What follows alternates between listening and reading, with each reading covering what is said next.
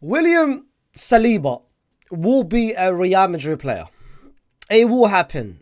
Whether it's next season, 2026, 2027. Before his contract ends in 2027, he will be playing for Real Madrid.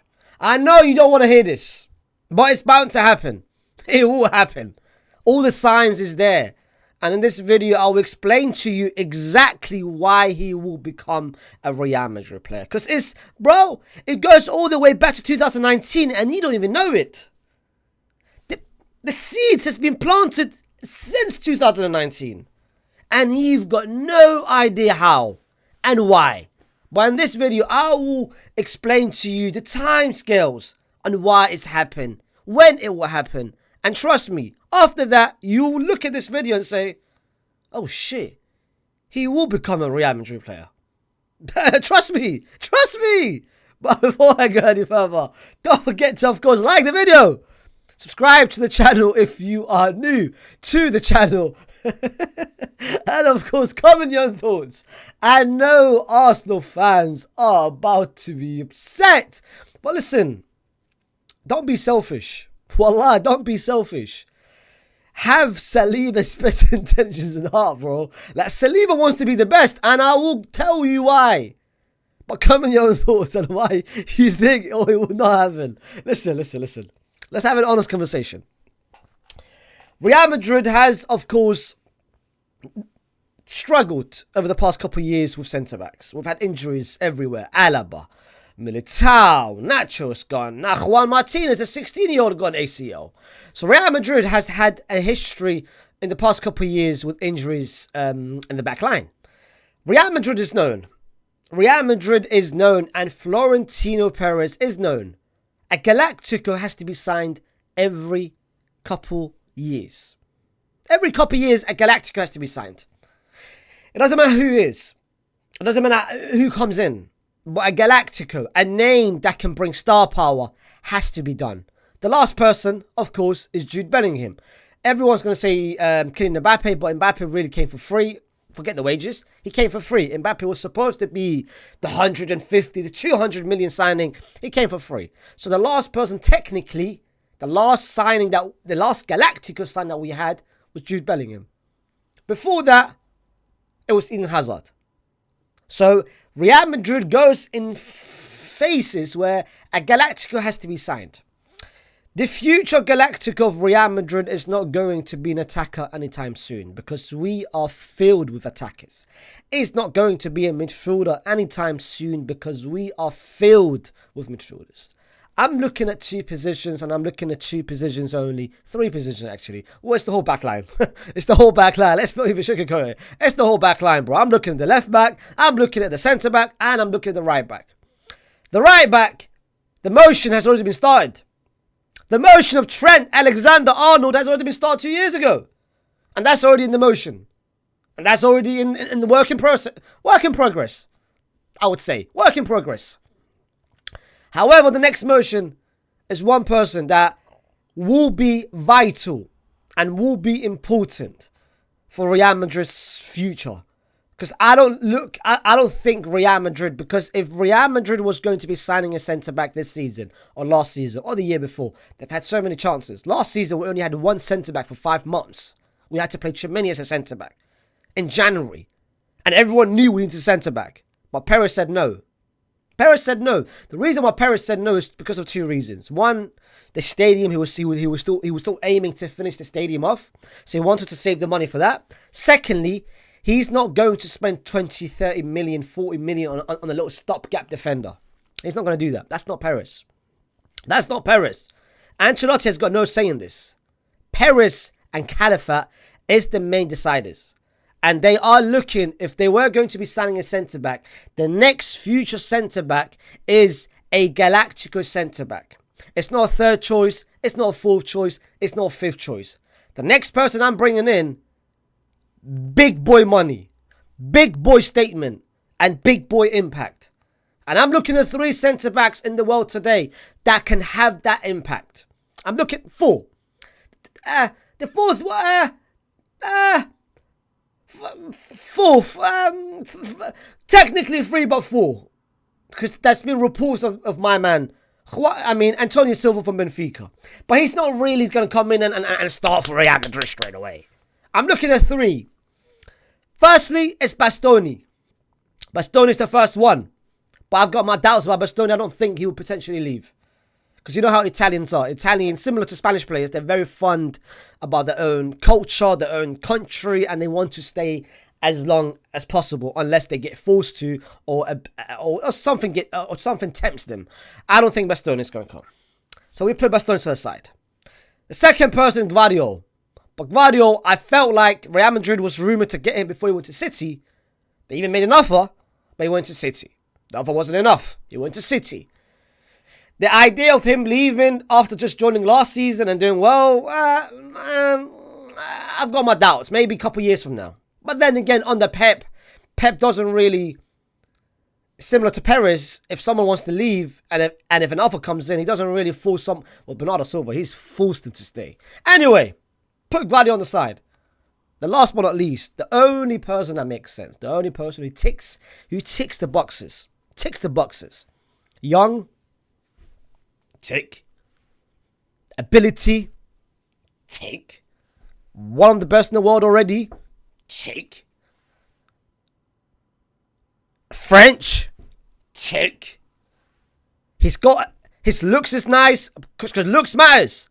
With Perez, looks matters. You can't be a 3 out of 10, a 4 out of 10. Bro, you have to be 6, 7 out of 10. Because Perez, he cares about marketing. He cares about brands. He wants brands to hit you up. He cares about not only on the pitch, off the pitch. Perez looks at everything. And he's got it. I'm going to be real. He's there. Tick. But most but not least, he's got the validation of someone that Real Madrid cares about and respect highly of anything. And that is one of their legends, which I'll come to. But before I go to that stuff, an interview was made yesterday. Antonio Rudiger was interviewed by 2 of my brothers. 2 of my brothers. Of course, Culture Cams and HP, they interviewed Rudiger. Great interview. If you guys haven't seen it already, I really recommend watching it. He mentioned a lot of things in terms of about Chelsea, about how he left Chelsea, about Roma, about Germany and his childhood and X, Y, and Z, and players that he thought of Haaland and Salah and everything. Great interview. I really recommend going there. But there was one part of the interview which really caught my attention. Hence the reason why I went straight to that part. And hence the reason why we are going to be watching that part, is we are going to be reacting together to that part. And from there, I will explain you why moving forward. This is what he said. Hazard. If you could sign one defensive partner right now in the world of... If you could sign one defensive partner in the world right now, who would it be? And usually with those questions, you have to watch out. You have to watch out because you can't really... I think I'm covering culture scam. Culture scam. That's what he is. Culture scam. He robbed me from the mastermind. But with those questions, bro, it's a PR question. You have to be careful. Because you know how NBA, they've got tampering. Football, they've got tampering as well. In some way. So you have to be careful. You can't really just say with chest, yo, I want this person. But Rudiger didn't care. Rudiger did not care. Look what he said. To play with, who would you sign? Saliba. Wallahi, he didn't even hesitate. Wallahi, he did not even hesitate with the answer. It was two quick seconds. Yeah. Look at this. Rudiger and Saliba. Forget about it. Forget. Look at this though. Literally. Look at this though. This part. Now they asked him why? Why Saliba? I would say I'm happy with my centre back partner Militao because he also came from a big injury and who was very strong. He's back. He's getting back to his best. And but if because you know there are so many games, you will rotate. And trust me, so many games. To have the Saliba, it would be great. And if he continues to do what he does, Just listen to this. Wallah, I repeat this little line 10 times. What's this? And that Real Madrid knock. I know you're trying. But to have the Saliba, Hey. it would be great. And if he continues, like this, so he's already said, yo, we've got an eye on him. Let me just translate what Rudiger is trying to say to you, but he can't really say it because, again, he's a Madrid player. But he's basically gave me the little memo, and I'm going to tell you exactly what he meant. He basically said, yo, Real Madrid has had... I'm going to tell you why they've had eyes on Rudiger Saliba since 2019, bro. Way back. But look what he's saying. If he continues like this... to do what he does. The way he's doing right now... And that Real Madrid knock. Hey, even Culture Scams knows it as well. Culture Scams, he knows it. The knock. I know what you're trying to say. Wait. He can't say it. He's not allowed to say it. But look. I know it. Don't scare the Arsenal fans. Look. No, I don't scare nobody. Look at the body language. Look, he wants to release the words. Pause. He wants to say what he really want to say. But look. I don't scare nobody. Look. But at the end of the day, it's clear if he does what he does. Yeah. You know what I mean? If he does what he does, he can't say it. But let me tell you what he wanted to say. If he does what he does, if he continues to do what he's doing right now and last season and the year before, Real Madrid will be coming after him. They will be coming after him. And I'm going to tell you exactly why. Everyone's going to say to me, Faysal, Saliba loves Arsenal. Yeah, he does. Childhood club and all of that. He does. But Saliba does not owe anything to Arsenal. He does not owe anything to Arsenal. And most specifically, he does not owe anything to Arteta. Let's not forget here that Arteta wasn't the person who signed him. It was Unai Emery. Unai Emery signed William Saliba. That's one. That is one. Secondly, Arteta is the person who kept taking him on, who kept sending him on loan. I don't want you, go on loan. I don't want you, nah, you're not ready, go on loan. He's the one who kept pushing him away from Arsenal. And that's what he said himself. Look at this interview. William Saliba, he's angry at the Arsenal treatment. And when was this? It doesn't matter when it was. Look at this, yeah? 19-year-old, happy in knees. But, listen, as I said, he's a Unai Emery signing. He's not an Arteta signing. He's a Unai Emery signing. But this is the most important thing, yeah? This is what matters. Look at this. The coach, after a great season that he had, the coach immediately told me that I wasn't ready. I would have at least to have had a chance to discover my rhythm, or maybe give me a reason why I wasn't ready. Maybe tell me, oh, by the way, Saliba, I don't think you're ready, bro. Maybe go back. I need more experience. I need more toughness. I need your ball playing to be better. Arteta gave no reason. Arteta gave him absolute no reason why he wasn't good enough for Arsenal. So William Saliba does not owe anything to Arteta. Don't tell me that them men are best. They're not best friends. They are not best friends. Trust me. Secondly, look at this. Look at this. And this year, that's been a lot of change. He judged me on a 2.5 matches. I would have liked to play more, but he told me I wasn't ready. How dare you? How dare you just judge him after 1 or 2 games? So reactionary. Give him a couple rhythms, bro. Give him a couple stretches. Pathetic. Look at this. I'm happy now. That's when he went to Nice, of course, and had that great season at Nice. Look at this. I want to play for Nice. This is the... Bro, look at this. The idea when you are part of a team is a better feeling for me. He didn't say, oh, Arsenal, hey, Arsenal, yeah, Guna, hey. Nah, bro, he wants to be part of a team. He wants to be part of a team, and he never felt he was part of a team with Arteta early on. But then, of course, Arteta was forced to play him under the pressure of anyone telling him to play him. And then he played him. You all know. You guys already know Arteta is a stubborn manager. Arteta is a stubborn manager. Arteta is known to be a stubborn manager. He's been a stubborn manager for a long, long time. He's been a manager. last season was the biggest demonstration of that when he signed Kai Havertz. And when everyone was telling him early on, the signs was there. Bro, Havertz is not a midfielder. Bro, Havertz is not a midfielder. Stop playing Havertz as a midfielder. Everyone knew. I knew. You knew. My little sister knew. My family in Iraq knew. Everyone knew Havertz wasn't a midfielder. But he was stubborn. He wanted to say, I don't care about anyone else. I'm going to make him make right. I'm going to make him make work. I'm going to make it. I'm going to make it work. I'm going to make it work. Whether you like it or not, I'm going to make it work. And he knew. Down the line, he knew, all right, you know what? Let me just put my pride aside. Because he's got hella pride. He's got hella arrogance. Let me put my arrogance aside, my pride aside. Let me just put it off top. Because that's what he is. But the moment he did it, it was too late. It was too late. The question was, if Arteta had played him up front from the beginning, would Arsenal won the league last season? You never know. I mean, they could have. There was a better chance of. But he never do it. Like I said, stubborn. Stubbornness killed Arsenal last season for me, for Arteta. However, let me go back for a little bit as well. Look at this.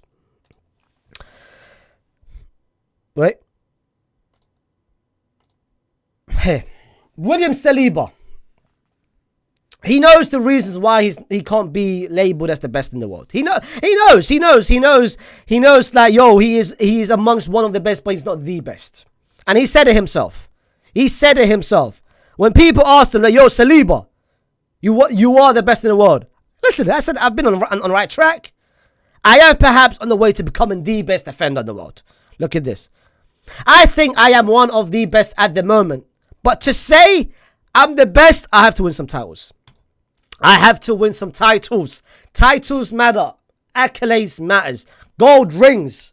Rings. And Real Madrid has got rings for days. I think this is what I'm missing right now. He knows it himself. If you win titles, you're good. If you don't, you can't say you're the best. This is what I believe. I am one of the best. He knows he needs the titles. He knows he needs the accolades to win it. He knows at the moment he can't be labelled as the best in the world because he hasn't got title. Look at him. Self-awareness. It's important. It's important. And he wants to be the best. He wants to win titles. That was an interview which I couldn't find it for some reason. I couldn't find it. But it would have helped this video even further. Go back to when Arsenal lost against Aston Villa last season. When Watkins scored. And Saliba was interviewed. I think it was either... Was it that game or another game? I'm sure it was that game. They asked Saliba, they asked, like, what's your thoughts? Bro, the guy went straight away, I'm not happy with this. I'm not happy with this mentality. I'm not happy with the standards of this club. If you want to win trophies, which is what I want to win trophies, we have to improve as a collective. So he, of course, referred it to as a collective rather than himself. He wants to win trophies, bro. That's why I said earlier, he doesn't care. He doesn't owe Arsenal anything, bro. He doesn't owe Arsenal. Arsenal really was ready to destroy. Arteta was about to destroy his career early on by not giving him chances. But look what he did. Look at the turnaround that Saliba did. And that's why I'm saying that he doesn't owe Arsenal anything, that he would leave for a better chance. And if a better chance comes in, if a chance guarantees him that this person is about to compete for titles every single time, win. Forget competing, win. He wants to win titles. He wants to win titles. And Arsenal so far the past 2 years has been close, but they haven't really reached the finishing line. They haven't reached the finishing line. And when I said earlier, Real Madrid has been looking at this guy for a while. For a while. You guys didn't believe me? Zidane, bro. Zidane. Look at this, 2019, bro. Zidane had his eyes on this guy for a while. He wanted Saliba for Real Madrid before he went to Arsenal. He wanted him. Look at this. He might not have played a game, but Saliba is already being targeted by Zidane at Real Madrid. The seeds has been planted since 2019 and you don't even know it. It's like Mbappe. People thought that Real Madrid wanted Mbappe since 2021. Brother, it's been since 2014 when he played in the Castilla. When he had trials with us. People don't know about the seeds. The seeds has been there for a while. And Zidane has been planted the seed within the Madrid management. The seeds has been planted. And I don't think you guys understand, but Zizou, you know how Cam said earlier, the Madrid knock is different. The Madrid knock is different. No one turns down Madrid. But the Zidane knock, the Zizou knock, is even crazier. Because when Zizou calls your phone, when Zizou bells your phone, you can't say no. And it's happened so many times with so many players, with so many examples where players have said, Zidane called me. And after a 5-minute conversation, I decided that Real Madrid is my team. I decided that I want to go to Real Madrid. I want to join Real Madrid. So many examples. I can even make a video of how many players Zidane has called, and it's just happened like that. And when Zizou calls you, and when Zizou's talent ID, honestly, is one of the best in the world. Because he knows if you're a baller. Because, bro, look at him. Maybe when I say it, you don't believe. If I say this guy is a baller, I mean, okay, I haven't played professionally, but I damn sure can. But look at Zidane, bro. One of the greatest of all time. One of the greatest, top 5 of all time. So he's got at least a resume to back it. So when he says this guy's a baller, bro, he is a baller. And he's made some great decisions over the past years. And Zidane, yes, he's left Real Madrid. You might say, well, Zidane's not the manager. And when he said he was the manager, no, it doesn't matter. Zidane is always connected to Real Madrid. He's always close to Real Madrid, no matter what. Even if he left, he's left twice now. He's left twice, but he's always connected to Real Madrid. And one conversation to Khalifa and one phone call to Perez, and Perez himself has said it. Zidane is welcome any time at Real Madrid. Perez offered Zidane the sporting director role. He offered him so many positions within Real Madrid. Zidane has always turned it down. Zidane has always said, you know what, I'm happy with my personal life. I'm happy with my background life. If I need to help you guys, if I need to help you guys, I will help you guys. That's Zizou, right? That's it. Yo. Hello. Bonjour. Mademoiselle? Croissant. Bro, the Zidane knock is different. And I'm telling you, if Perez said to Zidane, Zizou, do me a favor, come here, do me a favor. I want Saliba. This is, by the way, I'm talking about next season. I want Saliba. His contract ends next season. His contract ends 2027. You know, like, we've got problems defensively. Alaba is not reliable. Militao, he's been there. Rudiger's age is getting old now. We don't have anyone else. We need a centre-back. And I've got my eyes on certain players, but I feel like Saliba is the right person. What do you think? Zizou was like, great decision. I mean, it's perfect. That's William Saliba is amazing. Is one of the best in the world. And what do you want from me, bro? I just want you to listen. Just call him, and maybe ask him like, yo, where's your head at? You haven't won the league, and this season for the third time in a row, you still bottled it, and City has now become 5-time in a row champions. Like, where's your thoughts at? I mean, like you lost the World Cup as well. Like, you haven't won trophies, bro. And for you to win trophies, I think Zidane, you know that more than anyone else. Trophies, you have to come to Real Madrid.